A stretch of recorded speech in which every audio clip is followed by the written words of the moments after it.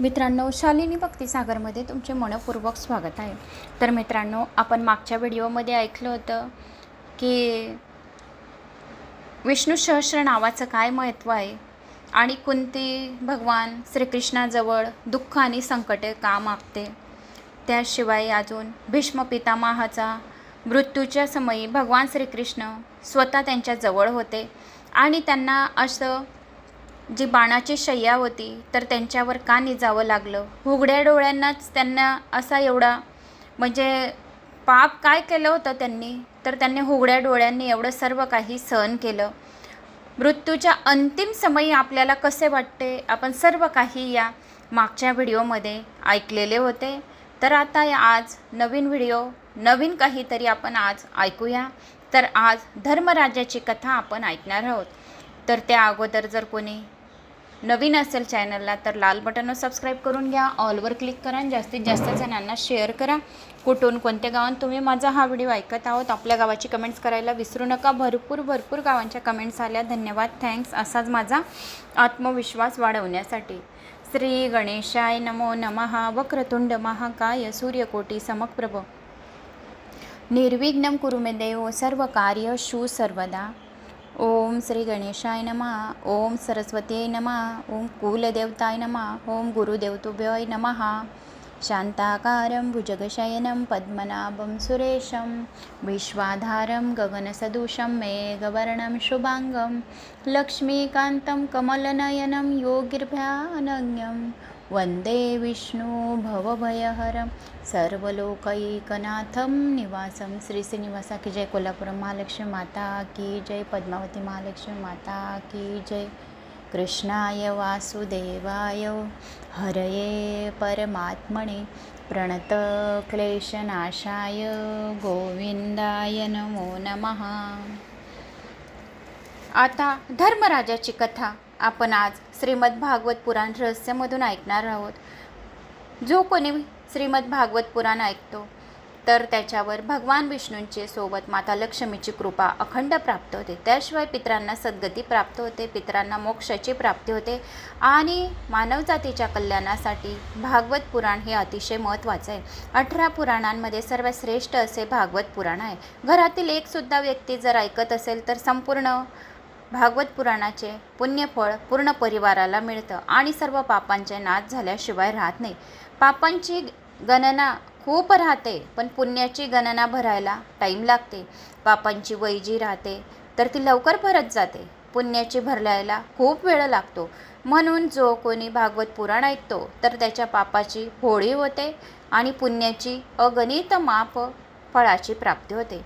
तर सूर्यनारायणाच्या उपासनेचा क्रम सांगितला गेला आहे। त्याची उपासना करणारा कधी दारिद्र्य होत नाही।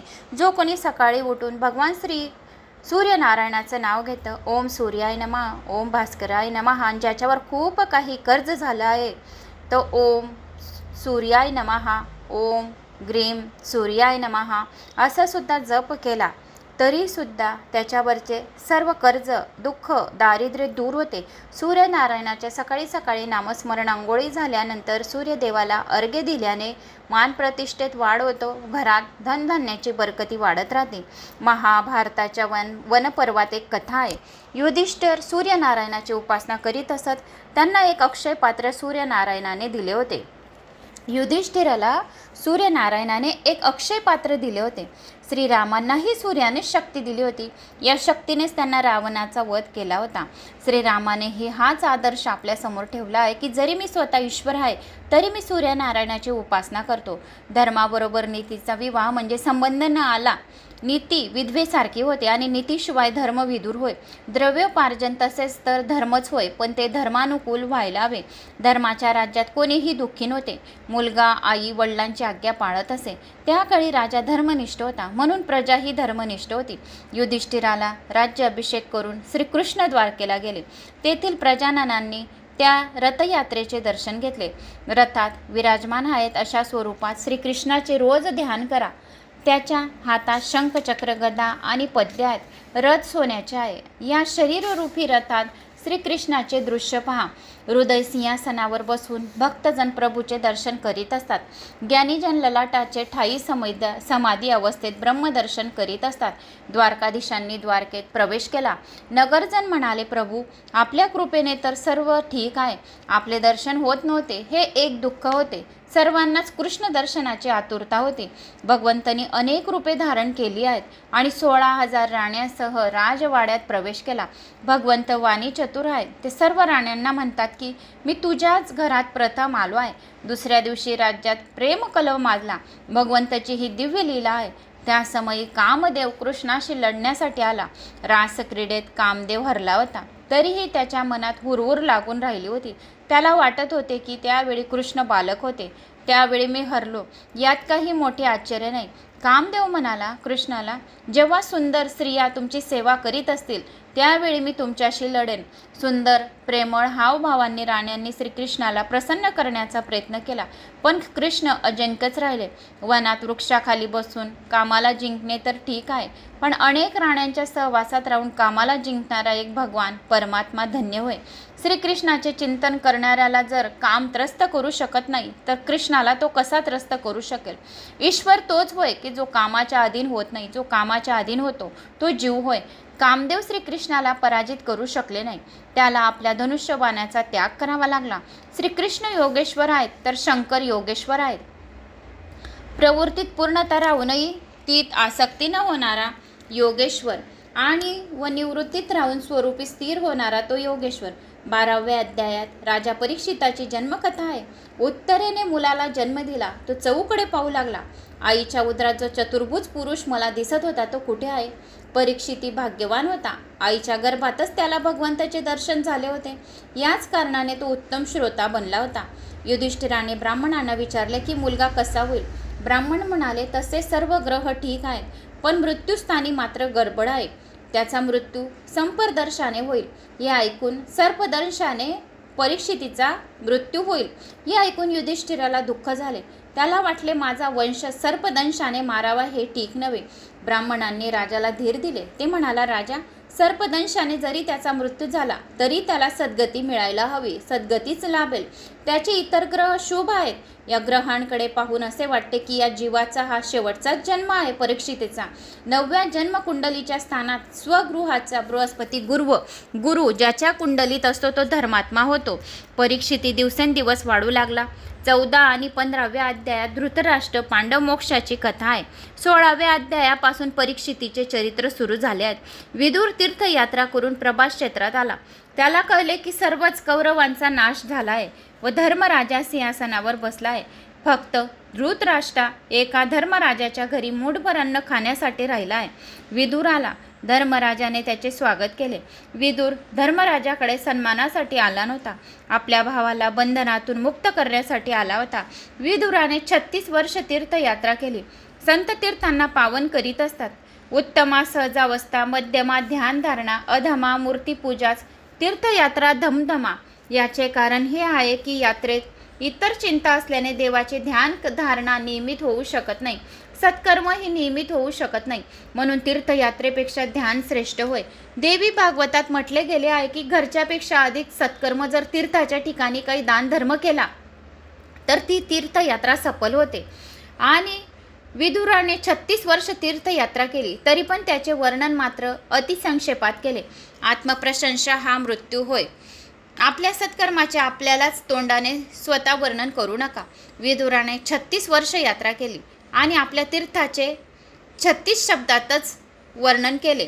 आजकाल तर लोक आम्ही इतक्या तीर्थयात्रा केले असून वर्ण मोठ्या आढळत्याने करतात. आपल्या हाताने झालेले पुण्यकर्म विसरून जातात. जर पाप घडले असेल तर ते स्मरणात ठेवतात. सुखी होण्याचा एकच मार्ग आहे, पण माणूस पुण्याचे स्मरण ठेवतो, पाप हा विसरून जातो. तारुण्यात ज्याने पुष्कळ पापे केली असतील त्याला म्हातारपणी झोप येत नसते. तारुण्यात ज्याने खूप पापे केली आहेत तर त्याला म्हातारपणामध्ये झोप येत नाही. मध्यरात्री विदुर धृतराष्ट्राजवळ गेले. जागेच विदुराने विचारले, झोप येत नाही का? ज्या भीमाला तुम्ही विषाचे लाडू खाऊ घातले होते त्याच्याच घरात तुम्ही साखरेचे लाडू खातात. धिक्कार असो तुमचा. पांडवांना तुम्ही दुःख दिले, तुम्ही इतके दुष्ट आहात, राजसभेत द्रौपदीला आणण्यासाठी तुम्ही संमती दिली होती. आता पांडवांना सोडून तुम्ही तीर्थयात्रेला जा. धृतराष्ट्र म्हणाला, माझे पुतणे चांगले आहेत, माझी फार सेवा करतात, त्यांना सोडून जावेस वाटत नाही. विदुर म्हणाला, आता तुम्हाला जावेसे वाटत नाही, आता तुम्हाला पुतणे आवडू लागलेत ना, घातलेत ना. आणि आठवतंय का तुम्हाला, तुम्ही पांडवांना मारण्यासाठी किती प्रयत्न केले होते. भीमाला विषाचे लाडू घातले, लाशगृहाला आग लावली. धर्मराज तर धर्माची मूर्ती आहे, म्हणून तुमच्या अपकाराची फेड तो उपकाराने करीत आहे. मला तर वाटते की काही दिवसातच पांडव प्रयाण करतील, तुम्हाला सिंहासनावर बसवतील. तुम्ही आता मोह सोडा. तुमच्या शिरावर काळ आता चक्रा मारू लागला आहे, तुमच्या तोंडावर मृत्यू काळा मला दिसू लागले आहे. समजून उमजून घर सोडाल तर कल्याण होईल, नाही तर काळाचा धक्का खाऊन तुम्हाला तर सोडावेच लागेल. लवकरच तुम्हाला मृत्यू येणार आहे. हा जीव इतका अडाणी आहे की समजून उमजून तो स्वतः काहीही सोडण्यास तयार होत नाही. पण जेव्हा डॉक्टर म्हणतात ब्लड प्रेशर आहे, तेव्हा कामकाज बंद करा, विश्रांती घेणार नाही तर धोका आहे, तेव्हा कुठे माणूस घरात बसतो. या रीतीने डॉक्टरांच्या सांगण्यावरून माणूस कामधंदा सोडतात. धृतराष्ट्र म्हणतो, दादा तुझे म्हणणे ठीक आहे, पण मी तर आंधळा आहे, एकटा कुठे जाऊ. विदुर म्हणाला, दादा दिवसा तर धर्मराज तुम्हाला जाऊ देणार नाही, म्हणून मध्यरात्रीच आपण निघू. धृतराष्ट्र गांधारीला घेऊन विदुर सप्तस्रोत तीर्थाला गेले. सकाळ झाल्यावर धृतराष्ट्राच्या महलात धर्मराज गेला. तेथे त्याला काका दिसले नाहीत. त्याला वाटले की आपण त्यांच्या 100 मुलांना ठार केले म्हणून त्यांनी आत्महत्या केली असावी. जोपर्यंत काका काकीचा शोध घेत नाही तोपर्यंत मी तोंडात पाणी टाकणार नाही, असे त्यांनी ठरवले. धर्मात्मा जेव्हा व्यथित होतात तेव्हा त्यांना भेटण्यास संत येत असतात. धर्मराजाकडे तेव्हा नारद आले. नारदास म्हणाला, माझ्या पापामुळेच काका निघून गेले. वैष्णव तोच होय जो आपलेच दोष पाहत असतो, दुसऱ्यांचे नव्हे. नारद धर्मराजाला समजावून सांगतात की धृतराष्ट्राला सद्गती मिळणार आहे, चिंता करू नकोस. जेथे काका जातील तेथे तुलाही जावंसे वाटेल. प्रत्येक जीव मृत्यूच्या अधीन आहे. आजपासून 5व्या दिवशी काकांना सद्गती मिळेल, नंतर तुझी पाळी येईल. काकांसाठी आता रडू नकोस, आता आपलाच विचार कर. मृत्यूच्या तावडीत गेलेली व्यक्ती कधी परत येत नसते. जीवाने स्वतःसाठी रडावे हे ठीक आहे, पण जगात मरे एक त्याचा दुजा शोक वाहे असेच दिसते. पण दुसऱ्यांसाठी रडणारा हा समजत नाही की तो आज मेला की उद्या मलाही मरावे लागणार आहे. दररोज या गोष्टींचा विचार केला पाहिजे की शेवटचा दिवस गोड करावायचा आहे. तुमच्या मृत्यूला अजून 6 महिने आहेत. तू आपल्या मरणाचा विचार कर. सूत सावध करतात. अथरुणावर पडल्यावर नंतर म्हणजेच अंतकाळी आलेले शहाणपण काय कामाचे, ते निरर्थक होय. नारद म्हणतात, मी भगवत प्रेरणेने तुला सावधान करण्यास आलो आहे, सावध करण्यास आलो आहे. विदुर धृतराष्ट्राला सावध करण्यास आला होता. मी तुला सावध करण्यास आलो आहे. 6 महिन्यानंतर कलयुगाला प्रारंभ होईल. आता तू कोणाचीही चिंता करू नकोस, आपलं कर. त्यानंतर युधिष्ठिराने अनेक यज्ञ केले. भगवंत द्वारकेला गेले तेव्हा त्यांनी अर्जुनाला बरोबर नेले होते. प्रभूची इच्छा होती की यदुकुलाचा नाश होईल तर बरेच काही होईल. यदुकुलाचा जर सर्वनाश झाला, युधिष्ठिराने भीमाला म्हटले, नारदाने सांगितले होते की ती वेळ आली असे वाटते. मला कलयुगाची छाया पडत असलेली दिसत आहे. माझ्या राज्यात अधर्म वाढत आहे. मंदिरात भगवंताचे आनंदमय स्वरूप दिसत नाही. कोल्हे व कुत्रे माझ्या समक्ष रडतात. मी तुला आणखी काय सांगू. मी काल फिरायला गेलो होतो. एका लोहाराजवळ एक वस्तू दिसली. काल मी फिरायला गेलो तेथे एका लोहाराजवळ एक वस्तू दिसली. तर ते काय म्हणून मी त्याला विचारले. तो म्हणाला, हे कुलूप आहे. लोकांच्या घरात चोरी होऊ लागली आहे म्हणून कुलपे लावावी लागत आहेत. आता 6 महिन्यापूर्वीची गोष्ट सांगतो. एका वेश्याने एका ब्राह्मणाला घर विकले होते. त्या घराच्या जमिनीतून काही सोने निघाले. ब्राह्मण ते सोने घेऊन त्या शेठजीच्या घरी गेलो आणि तो शेठ धर्मनिष्ठ होता. मी तर तुला घर विकले आहे, तेव्हा त्यात हे जे काही निघेल ते सर्व तुझं आहे असे तो म्हणाला. ब्राह्मण म्हणाला, या संपत्तीवर माझा काही अधिकार नाही. युधिष्ठिर पुढे म्हणाला, माझ्या राज्यातील प्रजा किती धर्मनिष्ठ होती. त्याचवेळी मी म्हटले होते की 6 महिन्यानंतर या दोघांचे मन कलुषित होईल आणि तसेच झाले. ते दोघंही माझ्याजवळ आले होते आणि आपापला अधिकार त्या धनावर दाखवित होते. एक वकील पण आपल्यासोबत आणला होता. माझ्या पवित्र राज्यात कलीचा प्रवेश नक्कीच झाला आहे असे वाटत होते. कली म्हणजे कलहाचे रूप. ज्या घरात कृष्ण कीर्तन व कृष्ण कथा होत असेल तेथे कली जाऊ शकत नाही. तेथे विघ्न, संकटे, क्लेश, भांडणं होत नाही. जेथे भागवत पुराण श्रवण केले जाते तेथे कोणतेही अडचण, कोणतेही संकट येत नाही आणि कलीचा प्रवेश होऊ शकत नाही. अर्जुन अजून आला नव्हता. धर्म व भीम दोघेच बोलत होते. इतक्यात अर्जुन आला. त्यांच्या चेहऱ्यावर तेजाची यत्किंचितही छटा नव्हती. युधिष्ठिराने त्याला विचारले तेव्हा चेहऱ्यावरचे तेज कुठे गेले? दारावर आलेल्या अतिथीचा सत्कार केल्याशिवाय तू कधीही राहिला नाहीस व त्यांना भोजन दिल्याशिवाय तू भोजन केले नाहीस. अतिथी भगवंताचे स्वरूप होय. दारावर आलेला अतिथी जर उपाशी राहिला तर यजमानाचे पुण्य क्षय होते. म्हणून दारावर कोणी पण येऊन, खूप व्हिडिओमध्ये मी तुम्हाला सांगते की त्याला पाणी द्या, भोजन द्या, काहीतरी द्या. निर्मुखी कधीही कोणाला आपल्या घरात कोणीही आजूचा बाजूचा पडोसचा मैत्रीण भाऊ सखा कोणी पण येऊ, कमीत कमी पाणी तरी द्या. ते म्हणतात की नाश्ता करून आलो, चहा पिऊन आलो, छाछ पिऊन आलो, आईस्क्रीम खाऊन आलो, काहीही खाऊन पिऊन ये, पण काय द्यायचं आहे? पाणी. पाणी का? आपल्या घरातला चंद्रबल जो आहे तो मजबूत करण्यासाठी आपल्याला समोरचा जो कोणी व्यक्ती आपल्या घरी आला आहे तर त्याला पाणी द्यायला हवा. म्हणजे चंद्रबल जर आपला मजबूत राहिला तर आपली आर्थिक स्थिती मजबूत होते.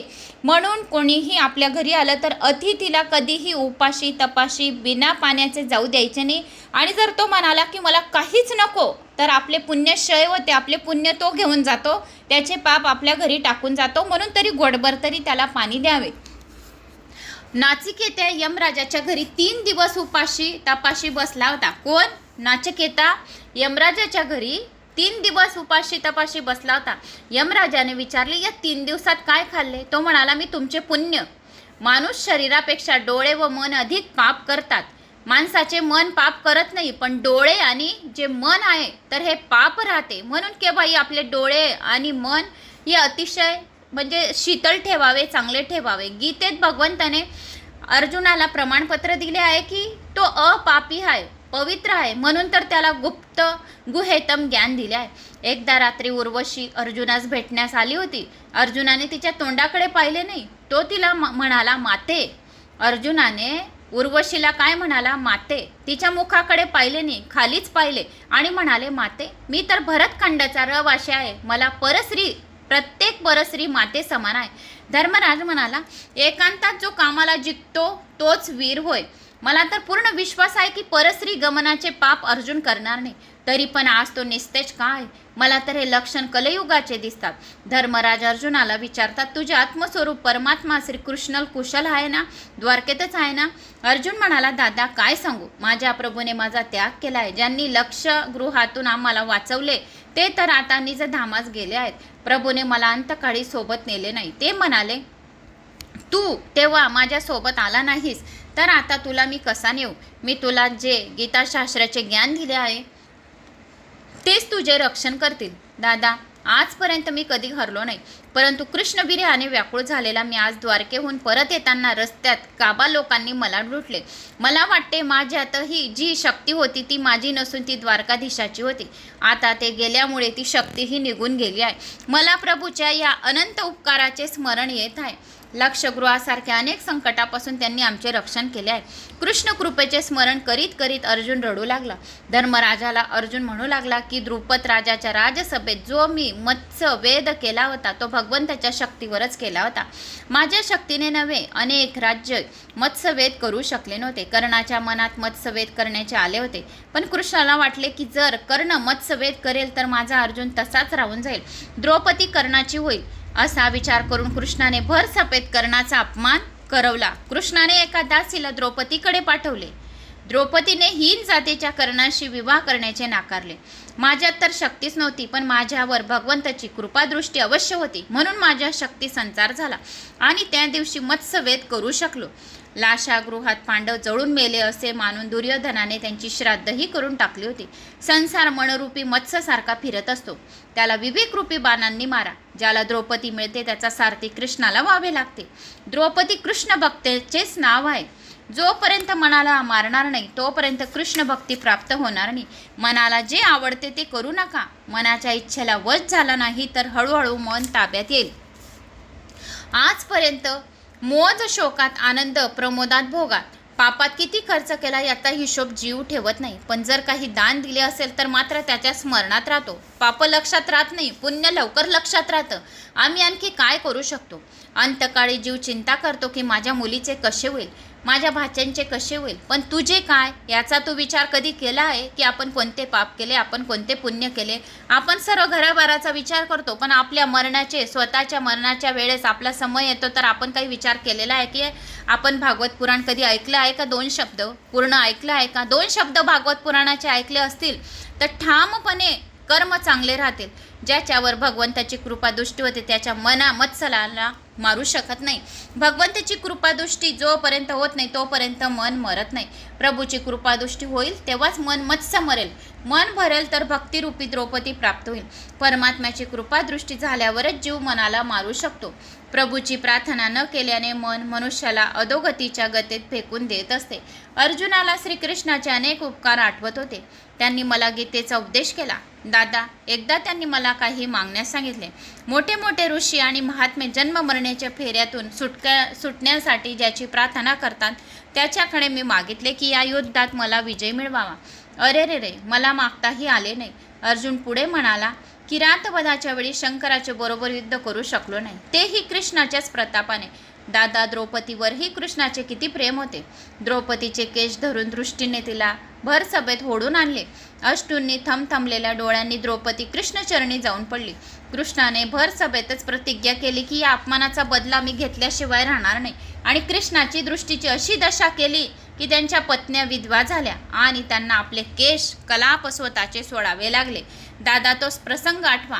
आमचा नाश करण्याच्या हेतूने कपट करून दुर्योधनाने दुर्वासाला पाठवले होते. भाजीच्या एकाच पानाने अक्षय पात्र भरून कृष्णाने आम्हाला त्या संकटातून वाचवले. दुर्योधनाने 4 महिने आपल्या घरी दुर्वासाने भोजन दिले. ते प्रसन्न झाले. त्यांनी दुर्योधनाला वर मागण्यास सांगितले. दुर्योधनाने पाहिले की पांडवाच्या नाशांसाठी ही चांगली संधी आली आहे. काल या ऋषीचे एकादशीचे उपोषण होते, तर सूर्याने दिलेले हे अक्षय पात्र पांडवांजवळ होते. पण द्रौपदीचे जेवण झाल्यावर त्यातून काही मिळत नसे.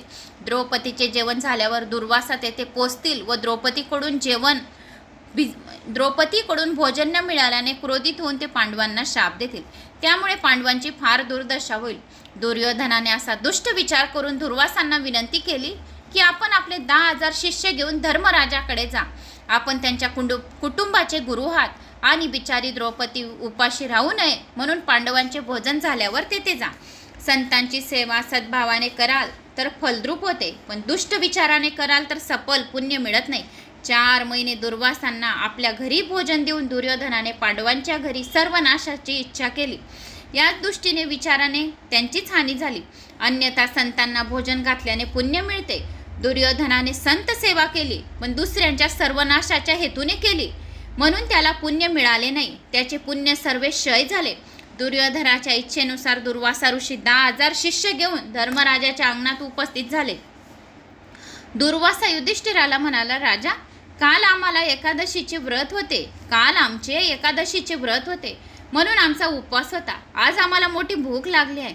आम्ही तुझ्या घरी भोजन करण्यासाठी इच्छेने आलो आहोत. सूर्यनारायणाच्या कृपेने मिळालेले अक्षय पात्रातून निघालेल्या अन्नाने पांडव माद्यानी काळी आलेल्या ब्राह्मणांना भोजन देत असे. अक्षय पात्र संकल्पानुसार भोजन देत असे. पांडव तर असे भक्त होते की विपदा अवस्थेत ईश्वराची कृपा व दर्शन यांचा लाभ त्यांना होतो. द्रौपदीचे भोजन झालेच होते. अक्षय पात्रातून काही मिळण्याचा संभव नव्हता. तरीही युधिष्ठिर दुर्वासाला म्हणाले, महाराज, आपण आलात ही माझ्यावर फार मोठी कृपा झाली आहे.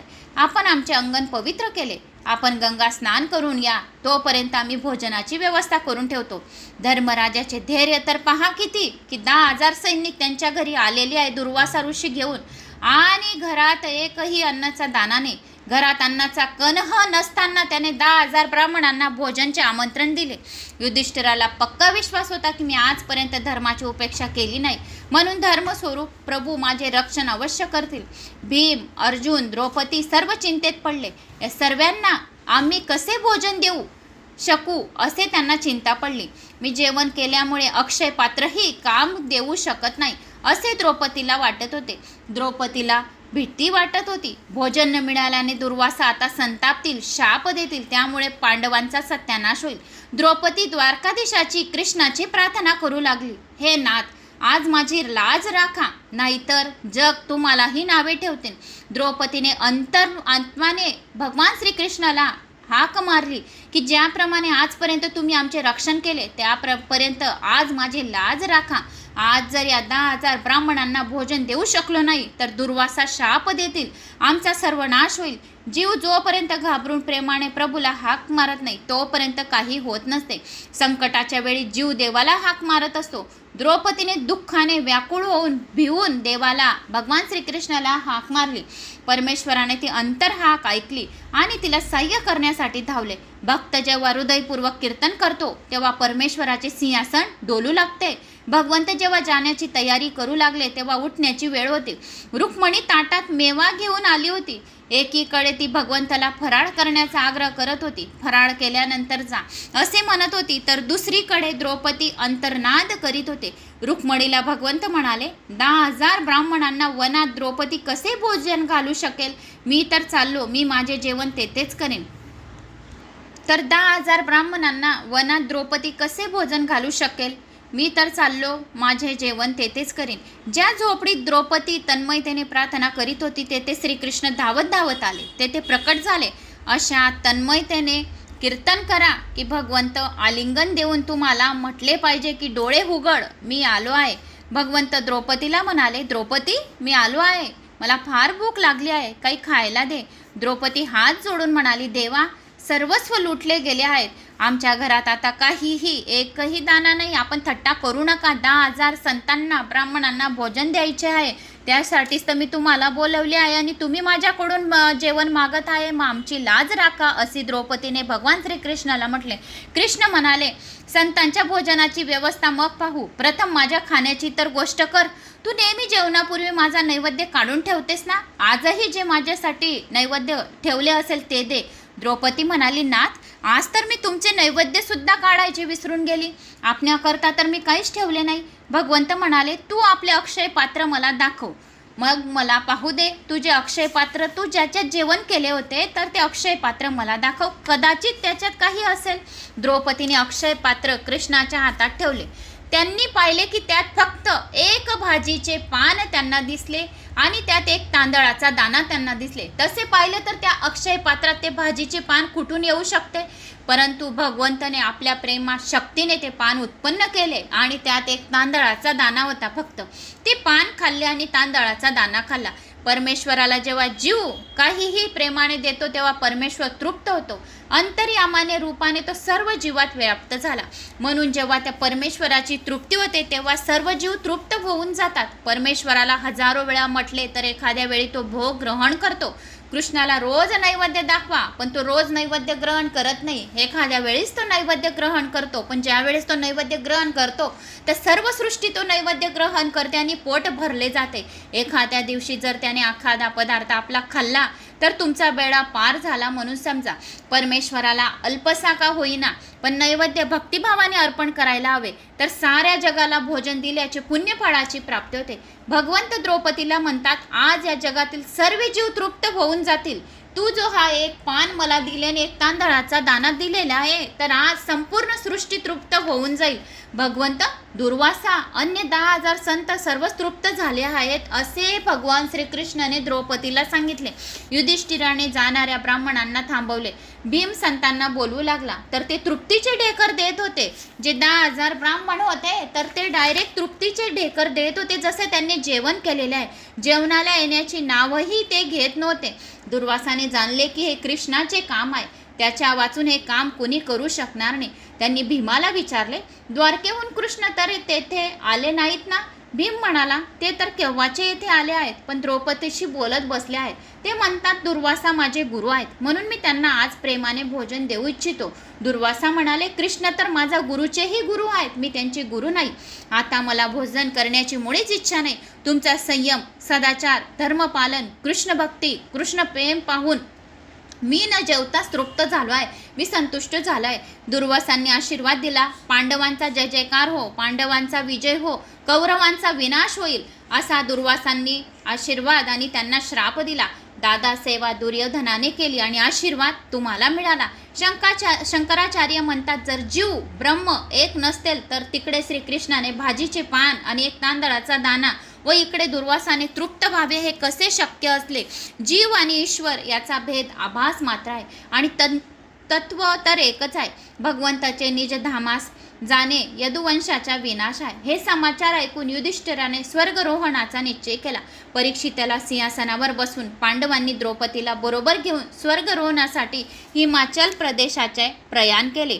तर अशी ही द्रौपदी आणि भगवान श्रीकृष्णाची कथा होती. तर ही मी तुम्हाला सांगितली. तर मला अशी आशा आहे की तुम्हाला ही माझी कथा आवडली असेल. तर आवडल्यास लाईक, शेअर, सबस्क्राईब नक्की करा. आणि कुठून कोणत्या गावात तुम्ही माझा हा व्हिडिओ ऐकत आहोत आपल्या गावाची कमेंट्स करायला